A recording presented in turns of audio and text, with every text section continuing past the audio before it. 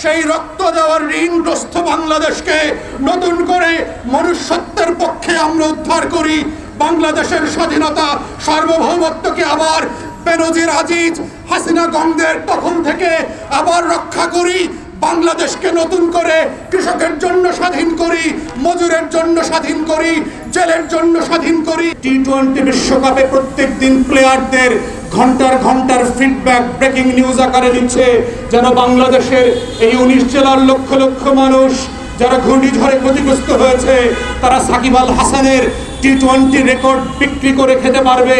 Lakh lakh hectare ফসলের জমি ফসল যাদের নষ্ট হয়ে গেছে তারা রিয়াদার সাকিব আল হাসানকে বেচে 2 টাকার লাভ তাদের হবে না।